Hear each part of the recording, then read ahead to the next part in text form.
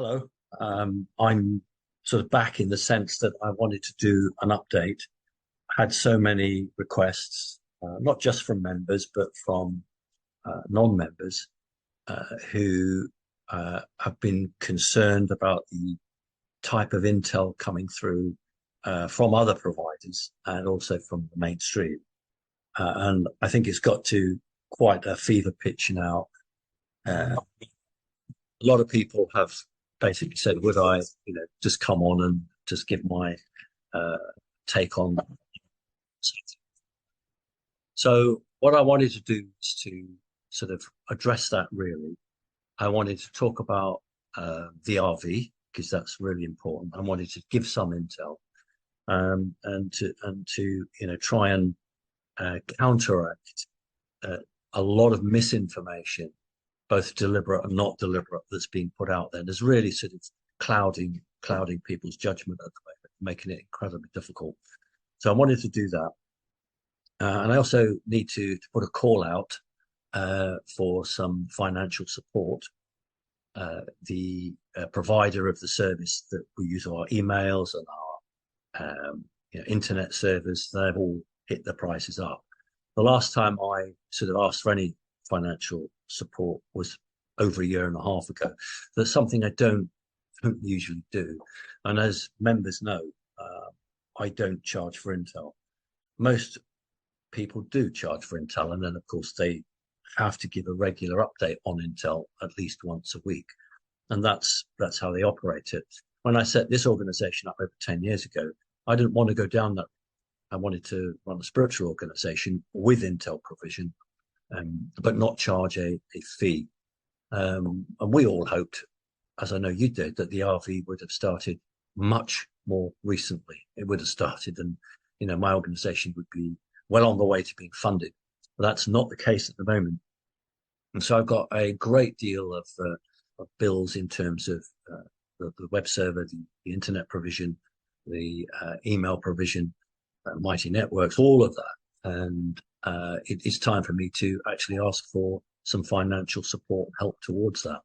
And it would be a very great shame if the organization were to not be able to carry on because of that. That would have a huge impact on all of the projects that we're holding for you, the projects that we know the White Hats want us to deliver both in-house and sort of outside of house. So it's very important that we can keep going at this crucial time. So if you go to simonparks.org, there's a donate button, and whatever you can give, that will help to keep connecting consciousness afloat and keep us right up at the top where we are. So let me go through into this now. The difficulty with the mainstream news is that we know that it's been aimed at a certain sort of individual. These are people who are regular guys. Most of them have a job or have been retired, and they're in the system. And they rely very much on newspapers or television to tell them what to think, literally. The rest of the community who have turned their back on the mainstream, they rely entirely on alternative news and intel providers. Now, that worked quite well during the Biden administration, but unfortunately, what's happened over the last 6 months or so is that the intel providers have gone off, or many of them, not all, have gone off on a tangent, maybe because there isn't the big demon anymore. Trump is in office. Where's the trouble? So a lot of people actually are making up stories or being fed stories to try to build up that fear, explosion again, as it were. And the problem with that is that does not give information that's, of quality for the people who are seeking the truth. And that makes it difficult.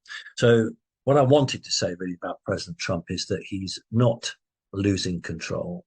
He's not losing his mind. He's very much following the plan. People say he learned a lot from the first administration. I don't actually think that that's accurate. I think that his first administration was exactly what it was meant to be. The second administration is exactly what it's meant to be.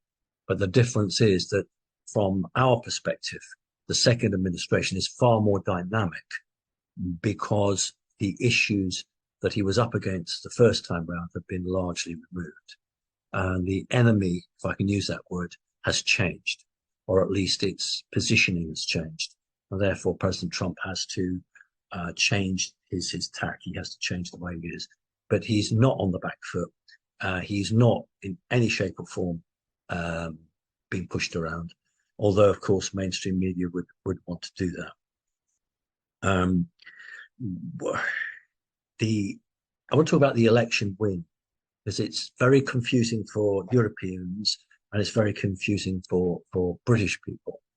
The Americans always say that Trump won with a landslide, but from a British perspective or a European perspective, that's not the case. You know, in Great Britain, a landslide is where somebody wins with a majority in the House in Britain of 50, 60, 70, upwards of 100. That's a landslide. And Europe, depending if it's proportional representation or single transferable vote, is somewhat different. But the concept of a landslide from an American perspective is not shared in Britain. So what I wanted to do was explain to Europeans and the British people that President Trump is the first president since Ronald Reagan to win the popular vote. And what that means is normally when a Republican president wins an election, he will win some of the swing states, those with the largest number of college votes. But he doesn't normally win more votes than a Democrat. So a Republican can win as president, have less votes than his Democratic opponent, but have gained more college votes in the swing states. Americans understand that inside out. But what happened this time around was not only did President Trump win all of the swing states, but he won more votes than the Democratic candidate. And that's the first time since Reagan. That's why it's a massive win for Trump. And it's one of the reasons why the deep state embedded within the media in America has had to be somewhat cautious, because they are dealing with a president who has done what Ronald Reagan had done. So it isn't that the deep state have gone away or deep state are frightened to do anything. It's that they are constrained because of the mandate that the American people gave Trump. Now that's a really important thing. So why don't we go on and talk about this business about Obama? A lot of people in the mainstream saying it is to deflect from the Epstein business, and I will touch on that in a little bit. There might be some truth in that, but the reality is that everybody knew about Russiagate, and it was the one thing that really annoyed President Trump, because it interfered with his running in the first term. In terms of the operation, he was continually having to push back when he wanted to be doing other things. But the other thing that's not widely known, and I don't think many intel providers have told the audience this, that there was yet another assassination attempt when he was President-elect Trump in December just gone. And that was quite a difficult moment. And I think that it's a lot easier to go after somebody about Russiagate, because there must be about 10 tons of paperwork that you can pull out to go through court, than an assassination attempt, probably which only the NSA or one of those agencies probably has something on, which you couldn't use in a law court, because it would compromise where that information came from. But the same person probably would be held responsible for it. So basically what's happening is that through Pam Bondi and the department, I think that grand jury will clearly be asked just to look at Obama and Russiagate, and maybe Biden, but probably Hillary Clinton as well. So the grand jury will do that for Brits and Europeans who think a grand jury is a group of people who sit in a courthouse. It doesn't quite work like that. And because America is much more about the people than any other country, a group of American citizens are shown that information, and they decide if there's a case to answer. And if that grand jury, which is legally sworn in, it's a legal entity, if it decides there's a case to answer, then the legal processes start. So, I mean, the Perry Mason videos or Columbo episodes of the comment of the grand jury. But many Brits haven't a clue what a grand jury is. Well, that's what a grand jury is. So it's the start of the legal process, which involves American citizens in making a decision if there's reasonable cause to investigate. So that's what that is. How do you arrest or deal with an actor?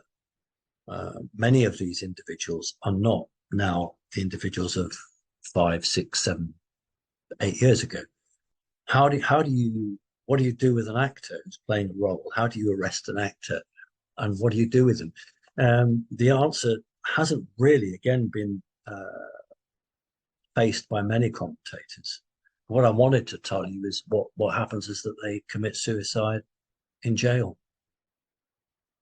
And then the problem goes away, and then the actor gets paid out from RV funds as constructive plastic surgery, maybe, moves to another country, change of name, all the details change, and then that individual is made for life.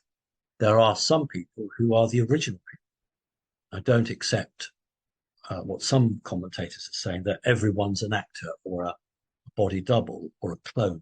That's not the case at all. There are some very genuine people who have had very high positions, and it was not possible to do that.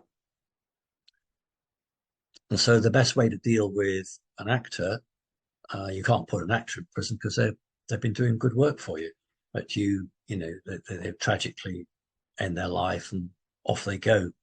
So that's really where I think we're doing with that. The other issue, of course, with the mainstream media is they're trying to kick up with the Epstein situation and Ghislaine Maxwell. What's not understood, certainly by the mainstream media, is that the maximum security prisons are full of deep staters. It's not just Gitmo. There are lots of lower ranking deep staters now in normal prisons. And the reason that Maxwell was moved was for her own safety. And she's been moved to a more of an open prison, or a more loosely controlled prison, simply because there are no deep staters held in that prison. There are no seriously dangerous people there. So it's not about giving her more freedom. It's about putting her in the legal system where she will not be rubbing shoulders with people who will want to kill her. So that was a very clever move. Whether she is going to testify and bring in history of Obama and Clinton, I don't know. So I don't have a need to know on that. But I do know that she's a very valuable asset, and that they couldn't afford for her to be taken out while she was in federal custody. So that's that. Tariffs. I want to talk more about tariffs and how Trump's using them. But basically, tariffs are being used to bring governments to the table. Great Britain, of course, being the closest friend of America, not of Trump, but of America. Got away very lightly with a standard 10% tariff. And more importantly, had it all confirmed days ago, which meant that business could get on, knew exactly what was going to happen, and it doesn't disrupt the markets. Other countries not in that same position, particularly wanted to look at South Africa and Brazil. Brazil, because of Bolsonaro, just been announced he's in house arrest. President Trump is not happy about that, so it's a 50% tariff on Brazil. With South Africa, there's an ongoing dispute between the perception of the government in South Africa being very difficult with white farmers, and President Trump not buying the story that he's been given from the government. So two countries there that probably are not going to benefit from the RV for quite a while. I want to come back to tariffs and how that works. Um, the interesting thing about the power that President Trump has in regard to the RV is the offer to pay off every country's national debt. And that, again, is not spoken about by RV commentators or political commentators, as they just don't have the knowledge of that. Well, why would they? It's not something that you would just pick up randomly. But the deal is that if a government makes changes, which is considered to be good changes, then when the RV comes along, their national debt will be paid and they'll be literally bailed out. And the story goes that there was a conversation between 21 countries on a closed call with the President Trump, of course, and he went through each country with what they were going to get. This is money for the government, not for the people. This is money for the government to pay off all of the debt that country has accrued over many, many years of deep state control. Even if some of those countries are run by deep staters, it's about literally putting that country on a level playing field and taking that country out of impoverishment. So basically, money can be then used for the people, but that comes at a price. So anyway, the story goes that President Trump said that he was going to do the same for Russia, and 17 of the 21 countries pulled a face and said, "You can't give money to Russia. We're not going to play ball." In which case, the president said, "Well, we have legal means and ways of wrapping up these payments to you, so that a lawyer would control the funds, and President Trump, would write the instructions to the lawyer as to who got paid, when they got paid, how much money they could draw out." And of those 21 countries, 17 countries, so the story goes, immediately said, "No, that's all right. Russia can have her money." So those countries realized that if they kept on that point of principle, they would suffer greatly. However, there were some countries left. You could expect Great Britain to be one of them, and I understand Germany, who felt a point of principle that they didn't really want Russia to have any money. So those countries, and one other, which I don't know, have been told that they can have money to clear their debts, but it will be done through a lawyer. What a bad move. It means basically that President Trump will control that country even stronger. Rather than accept a basket load of money and say, right, we can pay this off, we can pay that off, those countries that objected receive a basket of money, but they can't put their hand in it. They're not liquid. They have to go back to President Trump and say, "Can I have this?" And depending on how he feels, he'll do it or he won't do it. That's just the dogma of politics and how it impacts the people. So the people of countries desperately want out of poverty, but certain leaders are playing, or systems or deep state are playing this political highfalutin role, which impoverishes the community and makes it even worse because they want to make a political statement. So that was that one. The other thing is, why is President Trump so keen to get the Western nations to increase their defense spending from 2% to 2.5%, and then within 5 years, 5%? What's the point of that? Two things, really. One, it forces a country to divert money towards that it can't use elsewhere. So you put pressure on the deep state. They can't use that money where they want to. And secondly, if the militaries of the world have all made an agreement, the stronger the militaries are, the more pressure they can bring to bear on the government. So if you have a small army, it doesn't have that much of an impact on the government. But if it's a very large army, it has great sway. So go back to Germany in the early 1930s. The German army said that if both the fascists and the communists went on a riot, the military couldn't guarantee to protect the government. They could cope with one or the other, but they couldn't cope with both. And here's a situation: if you have countries that should go into a riot, I don't know, if the deep state want to try and change a government, as they've done many times before. The military need to be strong enough to be able to protect a legitimate government. So those are the reasons why Trump is very keen that an independent arm of government, which is the military, is strong enough to be able to have a positive influence on a government. A weak, impoverished military, like in Great Britain, really is sidelined. In Great Britain, they're always more keen on paying, certain groups of people than the military. And that has had a detrimental effect. So that's what that is. The war between Ukraine, Russia, Palestine, and Israel has to stop.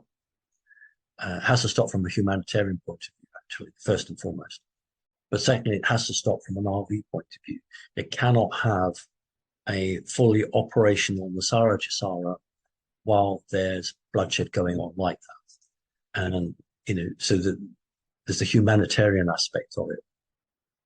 And then there's the RV aspect of it. So it has to stop from all of those perspectives, and it has to stop quickly. I stick my neck out. It's not really the right thing here, but I would think that this week, President Putin of Russia and Zelensky will actually sit down. If not face to face, they'll have one of their stand-ins, but they do literally have to start peace talks this week. I predict that. They've got to make an appointment to sit down and have that discussion. We're at that point. That's why Trump cut the days back from 50 days down to, I think, about the end of this week. So that's more than just a political threat. That's actually a trigger. It's a timeline. That I think we will see some positive movement this week between those two countries. Go out to United Kingdom, Great Britain, now the political situation here. Again, very few people commenting on Britain, and I wanted to redress that. Over the last 4 years or so, the Conservative Party, which was the government of Great Britain, was fundamentally undermining itself. It self-imploded, it destroyed itself. Having been an ex-politician, I certainly would never, ever, regardless of what political divide you are, you'd never have done the things they did, because you're destroying your career. You're destroying, your party and what you believe in. And that's exactly what the Tories did. They destroyed themselves. The only option left was the Labour Party, not because people liked the Labour Party, but it's the only option available. So Labour got in with a massive majority, and now they are on that same self-destruct timeline. So I would suggest within a year, things will be at a suitable situation for there to be a general election. They don't need to be, because you're in for 4 or 5 years in this country, but I think that will come sooner than later. And as it stands, Farage of the Reform Party probably can't win a majority, but he could win and become a minority government. However, the next 6 months could be so catastrophic politically for the Labour Party that Farage could actually win a small majority. Now that's highly likely as it stands. When we talk about elections and numbers, people often wondered why, not so much the Senate in America, but the Congress, the lower house, why the majority for the Republicans was so small. Why and why that was important. Why was it important for the House in America to have such a small number of Republicans leading it? And those of you who done your history, if you go back to Harold Wilson, the Labour Prime Minister in 1964, he won an election, and I think somewhere between 3 and 6 seats. In fact, when Harold Wilson went to go to the Queen, and the Queen's equerry said to Harold Wilson, "Do you think you can actually form a government with as little as 3 or 4 majority?" He said, "Yes, absolutely, I can." And in 66, he had a general election, which he won a traditional majority. But the point was that he had such a small majority between 1964 and 1966 that every member of parliament was on their best behavior. And that's the key.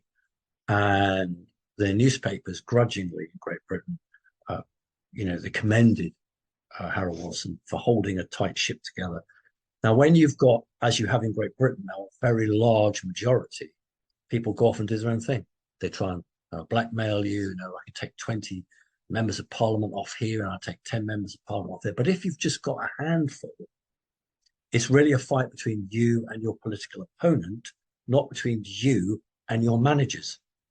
So the larger your majority in politics, the more you fight your managers. The smaller the majority, the more you fight your political opponent. So it's no coincidence that in the House, the majority is so small, because ultimately, who are your enemies? And I know that some of the Republicans in the southern states have a very strong Christian stroke political value-based system, but ultimately, they will sit around a table and compromise. So that was important. I'm talking about Russia again. That I really do see that ending very soon now. I think Russia's done what it needs to have done on the border. There's no way Ukraine's going to join NATO. And all of this nonsensical talk about lots of Western countries wanting to go into Ukraine and invest. Why would you go in and set up a very expensive factory if a drone can fall on you in 10 minutes? So Ukraine really is in a very difficult position economically and politically. And I think that Zelensky's days as the leader of that country are definitely numbered, whereas Putin will be in there for another 5 years. So that was that. We talked about the situation in Africa, but I wanted to talk a little bit more. South Africa, which should be the jewel in the crown for the whole of that continent, unfortunately has exempted itself and won't be, but Zimbabwe will be. So it's very interesting that when the RV starts, I think there'll be a lot of interest in other countries other than South Africa in the continent, like Namibia, Uganda, Zambia. I think those countries and Zimbabwe, those countries will actually benefit from a positive rapport with the President of the United States. And I think that they will see some remarkably, relatively quick injections of cash into humanitarian projects. So that I think was very important. All right, okay, India, Pakistan. That was one of the most serious situations. The deep state attempted that terrible murder. Well, they did terrible murder of the tourists. They put Modi in an impossible position. Domestic politics-wise, he had to strike back. And Trump got involved immediately, and the deal was done. Shoot down a couple of Rafale French jets, which India operate, very good jets actually. Shoot them down, and honor is satisfied. And so it seems crazy to us, but that's how he worked it out. There was unfortunately another airplane crash with people on board, and that is unfortunately part of what's gone on there. And that's why Pakistan put President Trump up for the Nobel Peace Prize. But he was never going to get that because the situation between Israel and, Palestine. But it showed that Pakistan appreciated particularly the interaction of President Trump. And that was a deep state attempt at a war, which President Trump very, very, very brilliantly put an end to that. So that was important. Okay, quickly on to the RV now. Sky Prince has made a very interesting comment. Sky Prince was talking about the people who go to the bank or the redemption center with their Zim notes. She said they were no longer going to have access to a medbed. And she said that what would happen is that the budget holders for the RV would actually be the first ones to go on the medbed, and they then would be the ones who would, have their friends or family go. Well, that's actually largely correct, and I wanted just to develop on that. If you can imagine individuals who are so trusted throughout the planet by the White Hats that they are put in charge of billions of American dollars, which the governments of the world cannot touch. And they have access to those billions of dollars to provide humanitarian projects in those countries. Then, yes, those individuals need to go on a medbed because they need to be around for 10, 20, 30 plus years doing the work. But also, who better to give that responsibility to? Because part and parcel of those projects are healing centres. Some will have medbeds in, many won't need it. It'll be different sort of modalities. But those individuals who are so highly trusted that they will run budgets, they will be trusted with the running, shall we say, or the strategic implementation of medbeds. And those individuals don't need to know how a medbed works. You don't need to have it explained to you. Probably it will be explained, but you wouldn't need it. Those individuals are there for one thing and one thing only, because they can't be corrupted. They can't be turned by the deep state. They are trusted implicitly to deliver that. So she's right. Sky Prince is right when she's saying that the medbed situation will actually be in the hands of budget holders, throughout the Grey Mob. And the way that the stock market's been going up and down, that's been designed to basically deal with the new deep state. The new deep state are no longer small groups of armed people or fanatics or private companies. The deep state now are some of the money men who have embedded themselves in. And by sending tariffs up and down, stock market up and down, Dow Jones doesn't know when it's on its feet or its head. It's very difficult for the deep staters to be able to promise money to any operations. That's why chemtrailing has largely stopped. That's why a lot of the other aspects have stopped, because that money can no longer be funneled through to it. By doing that, what President Trump is doing is at the source of evil, which is the money being used badly. Because the military's control of nearly every other aspect, it does not control the financial side of it, and the president's having to do that. So, yeah, we had hoped the RT would be now. It is fairly soon. It can't come too soon. We need it quickly, because every country is in a very bad state. So I wanted just to give you that update. Please donate. simonparks.org. Hit the donate button. We need to keep going. We've got all of these projects which we need to get funded through from the White Hats, and we can't do it if we're not operational. Unfortunately, all of the prices have gone up, and we really are struggling to keep that. So please donate. And that's it for the moment. So thank you very much for your time. Just to remember that Becky's off to America. She's doing Tennessee, North Carolina, and Florida. And if you haven't yet booked a ticket and you're an American, please go and sort that out. She'd love to see you.